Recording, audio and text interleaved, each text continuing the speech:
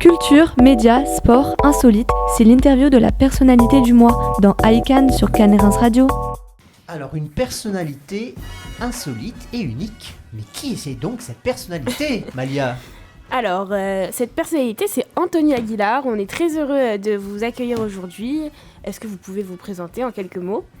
Moi, j'attendais que vous le fassiez. Parce que Bonjour, Anthony. Mais moi, j'attendais, je voyais, ça se mettait bien en place. Mais bonjour aussi, bien sûr. Bonjour. Je pense qu'il n'y a que toi pour bien te pitcher, finalement. Alors, me présenter, effectivement, tu as commencé cette émission en parlant d'entrepreneur. Effectivement, je produis pas mal d'événements, notamment le Gala de l'Humour Cannemois. On va en parler dans quelques instants. Mais je suis avant tout artiste, en fait.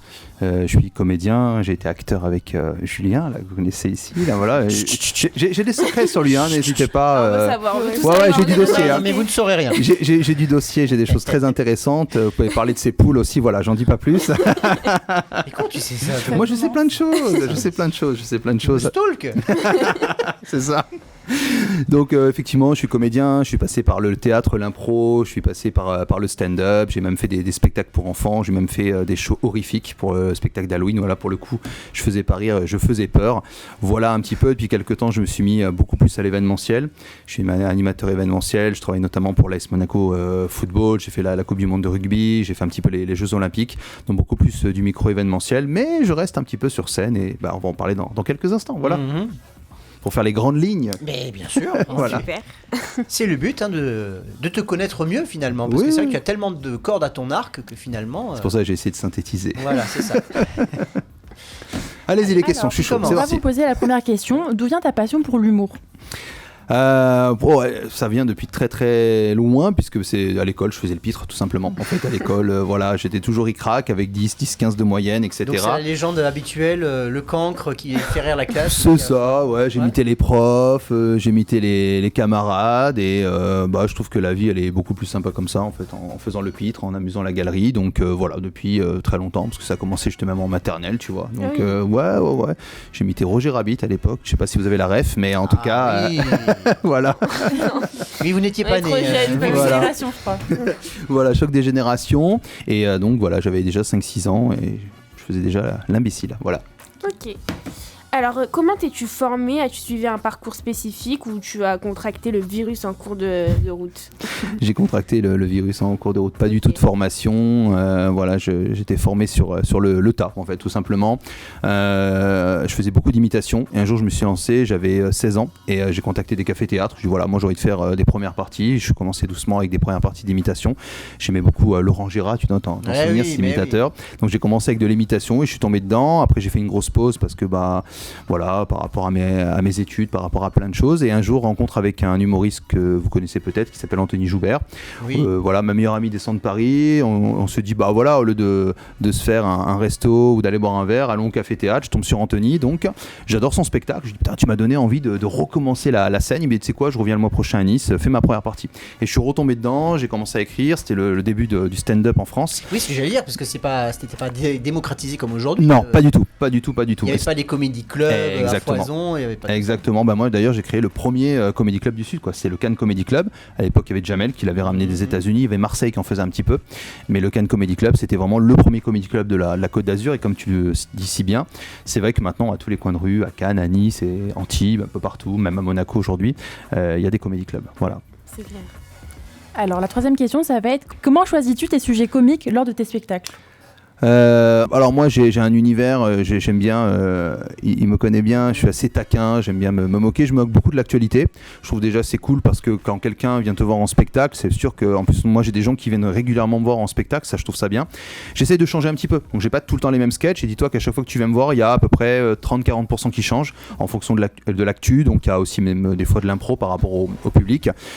Je suis beaucoup en dessous de la ceinture, j'aime bien parler de choses qui fâchent, je parle beaucoup de politique, j'essaie un peu d'avoir mon style en fait, voilà. Donc, mais bon, il n'y a pas vraiment de sujet, là en ce moment on parle de la guerre, je pense qu'on peut en parler de manière comique. En fait je pars du principe qu'on peut blaguer de tout en fait, voilà. Donc voilà comment je choisis un peu en fonction de mon inspiration on va dire. Ça va. Okay. Voilà.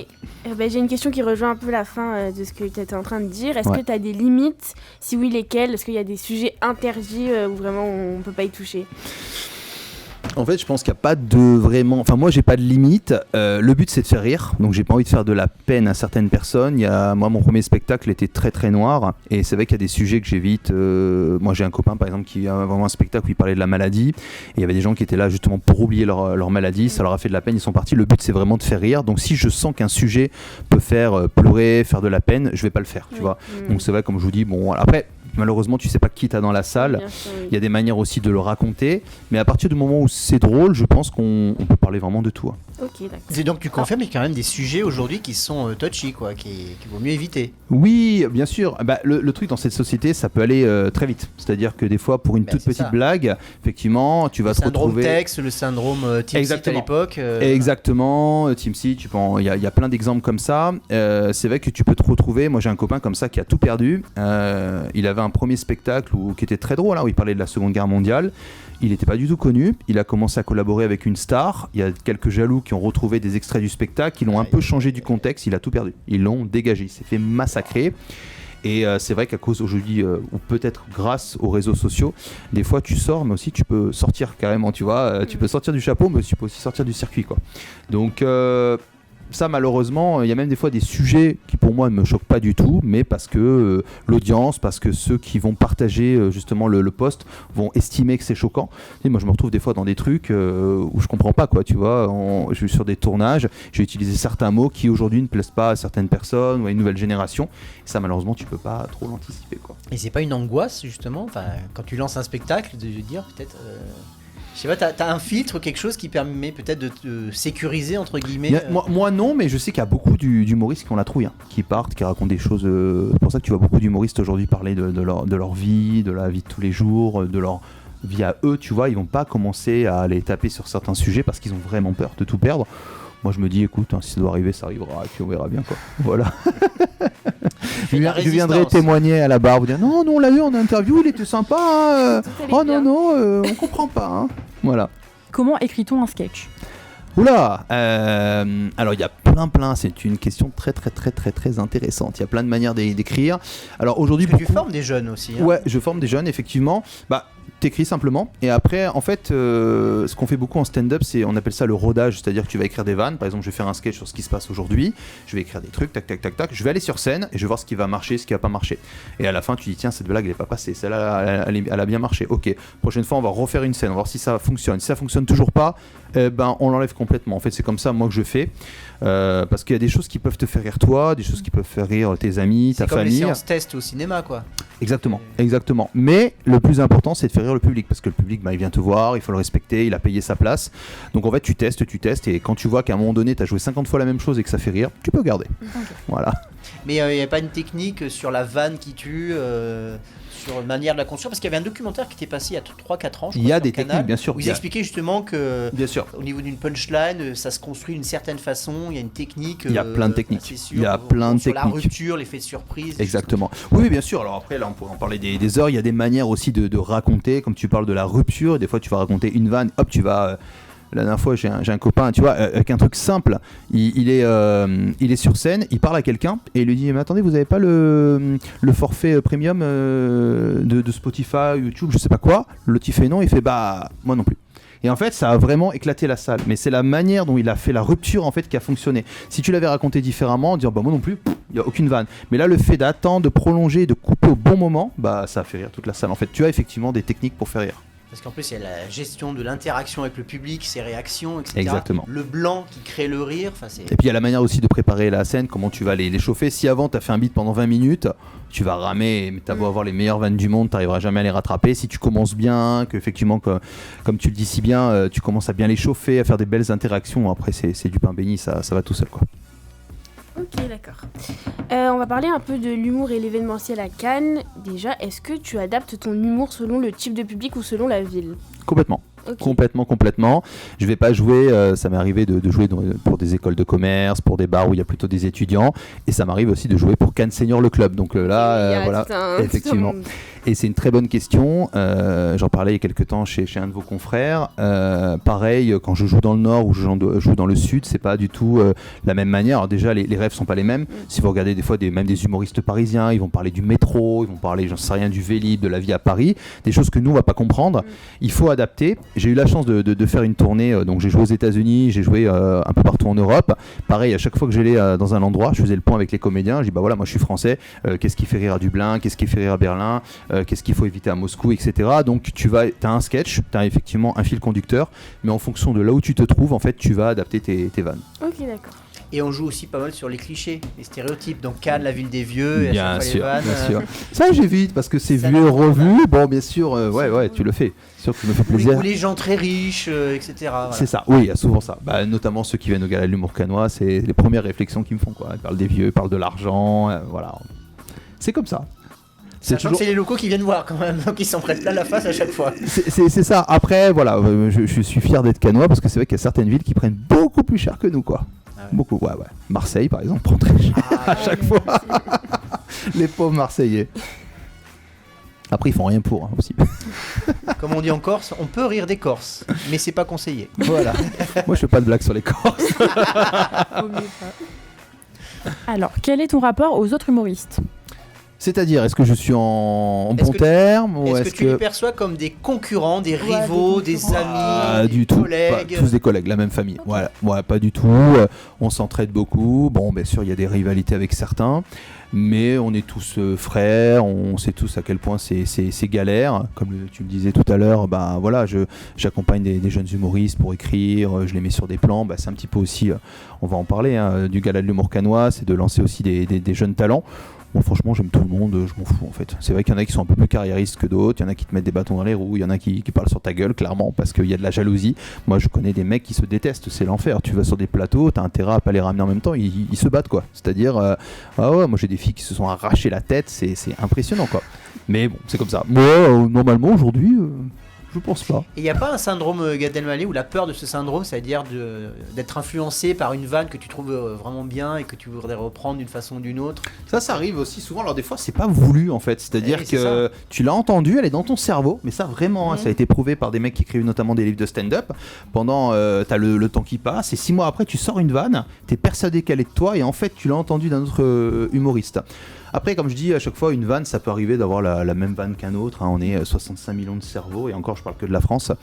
Ça peut arriver d'avoir les mêmes vannes. Après, c'est quand c'est le sujet qui est complètement différent. Tu vois, par exemple, si je fais un sketch, le lâcher de salope ou la chauve-souris, tu sais très bien. Ça passerait plus aujourd'hui. C'est ça. Déjà, ça passerait peut-être plus, mais ça serait. Tu sais tout de suite que c'est Bigard. Donc, c'est son style à lui, c'est sa vanne, c'est son univers. Après, que tu aies une vanne à peu près pareil, bon, ça arrive souvent. Moi, d'ailleurs, sur les plateaux, des fois, je leur dis, les gars, et n'hésitez pas. Moi, j'ai 2 gars, ils font un sketch sur le ski qui est pratiquement pareil, qui est amené d'une manière complètement différente, mais dans la tête de l'audience, des spectateurs, ils vont, c'est le même sketch, on comprend pas, etc. Donc, ça arrive souvent, forcément. Allez, ben on arrive au gala quand même. Oui, on arrive au gala. Alors, Ouais. d'où est venue l'idée de cet événement? Oula! Alors ça c'était, on en parlait tout à l'heure avec ce cher Arnaud Bechler, que vous avez peut-être vu comme professeur. On l'a même interviewé dans cette émission. Ah bah voilà.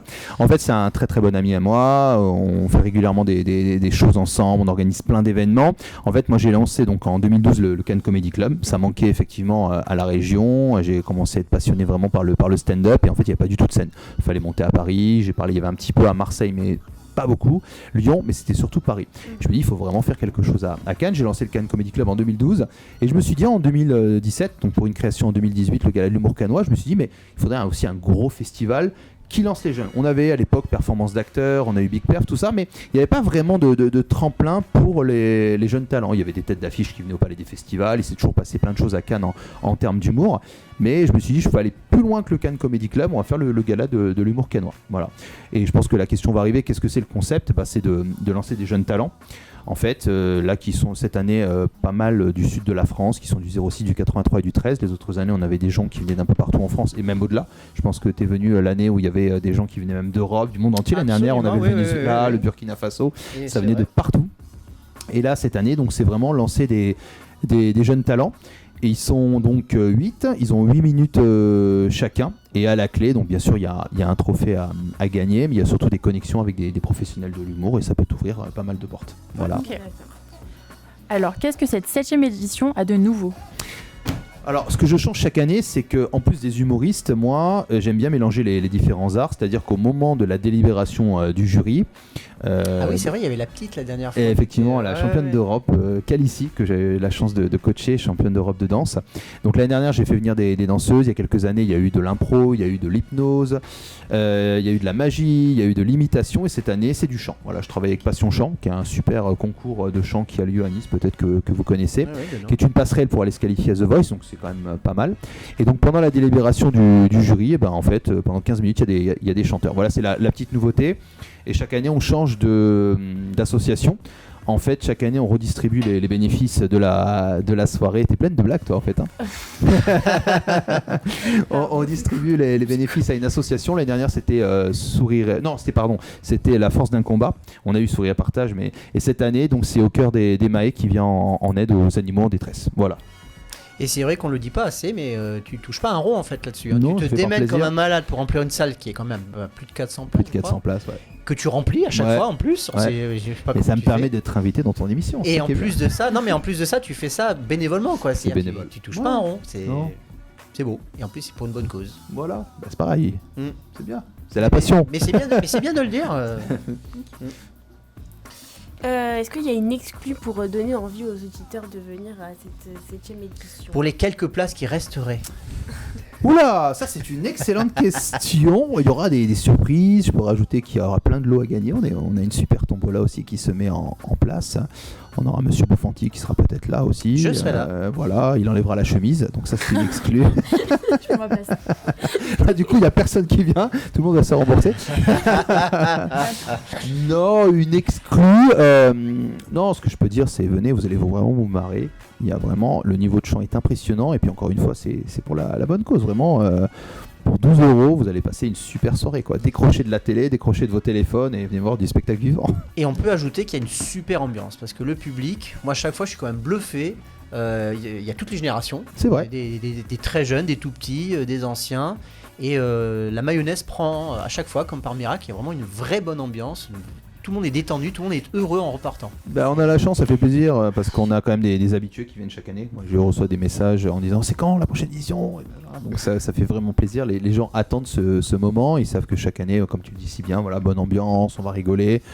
Je me répète, c'est certainement l'âge, mais voilà, pour la bonne cause, on se marre. Donc vraiment, c'est vraiment devenu moi je dis les gens de la ville. Un rendez-vous régulier, quoi. Et effectivement, Attendu. c'est ça. Et donc, ça fait plaisir. On a vraiment monté quelque chose de plutôt sympa. On enchaîne avec ton actu.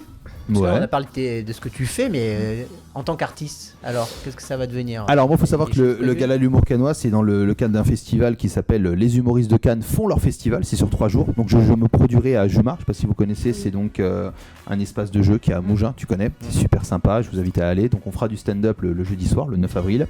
Je jouerai avec 2 copains, Eddie Portman et Rachid Ziba, qui sont des tueurs. Et Qui le est vent. déjà passé au gala d'ailleurs. Effectivement. Mais ouais. Effectivement. Ouais, Eh, qui je me rappelle. connaît, il surveille. Hein. Ouais, effectivement.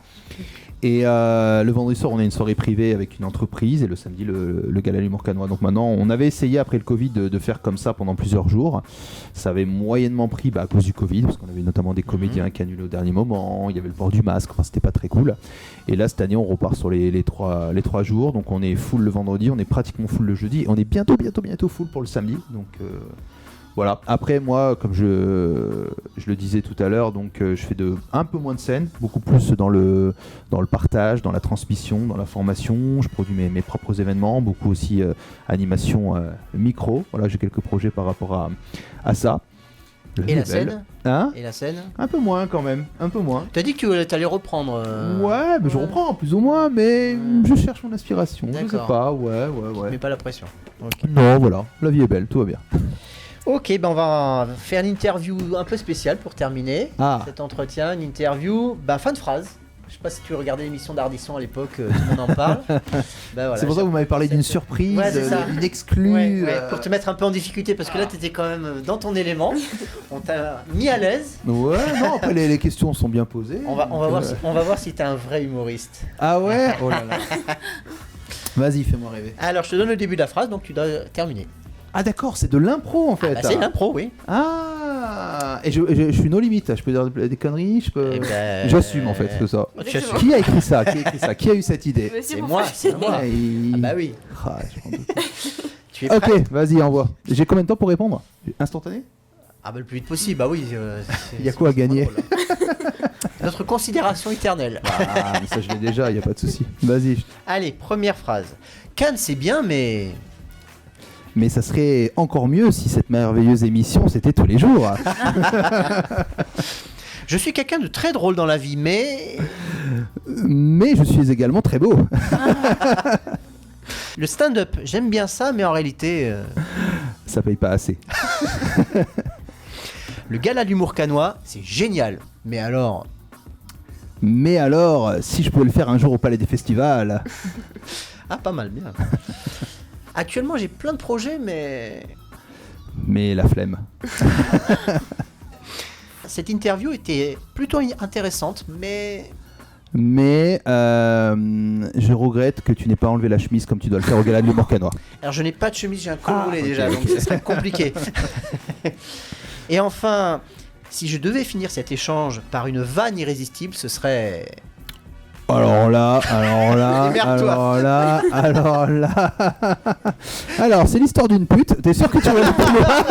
T'es sûr que tu vas aller plus loin?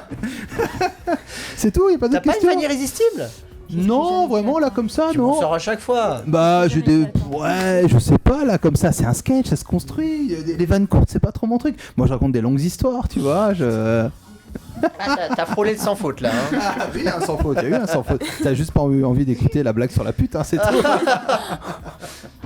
Non, mais ouais, tu veux une vanne. On m'en a sorti une il y a ce matin qui était bien sale. La différence entre un kebab et une pute du bois de Boulogne. Emma connaît la réponse. Visiblement. Emma connaît la réponse. Ah, ça fait super rire, pardon.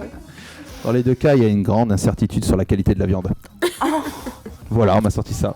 Voilà, tu vois, j'ai choqué tout ton Bon, audimat. ça fait rire nos cadreurs, donc déjà, ça marche. Oui, voilà, tu voulais une blague courte et tout. Je vous ai dit, je suis dans le trash, donc.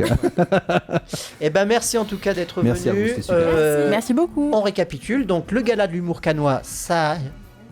C'est complet sur 2 jours, il reste plus qu'un jour, c'est ça ou Oui, effectivement. Donc, alors, il reste quelques places. Il restait une dizaine pour le jeudi soir, Juma, donc Cannes Comedy Club. Et après, il doit rester à peu près une centaine de places pour le gala de l'humour cannois du samedi. Le vendredi, Et c'est ça full. part vite, ça part Ça vite. part très vite, effectivement. Ouais, C'est ouais. top, c'est top. Je confirme. Un gros Chaque travail année. de com et ça part, ça Ah va oui, être c'est sold une out. équipe démentielle. En plus, c'est que des bénévoles en plus. L'équipe, Que hein. des bénévoles. Ouais, C'est incroyable. merci. Il gère. Ah ouais, non, le travail. Et pour te suivre, toi, ton actu, les réseaux. Bon, Aguilar officiel sur Instagram. Je suis Voilà. pas trop réseaux sociaux en fait, vraiment. Ah bah oui, mais je te maintenant, dis, c'est. Je sais, mais sans prétention, j'ai la chance de travailler avec des gens, Chacun avec des fait agences son qui brand mettent. personal content. Non, mais c'est pas ça, c'est parce que je fais beaucoup de dates privées en fait, donc en fait le public se remplit tout seul. D'accord. Après, oui, alors il y a Aguilar officiel, je me suis mis à mettre quelques vidéos un peu complètement tarées, mais voilà, je pense que c'est le mieux. Je mets quelques stories de temps en temps. Parfait. Voilà, monsieur. Et ben voilà. Ben, merci beaucoup. monsieur. Merci à vous. beaucoup. Et ben on te dit à très vite et on te Ouais. dit, on te souhaite le meilleur pour Bah, c'est la gentil. suite, hein, pour Ouais. le gala et pour le reste. Ok.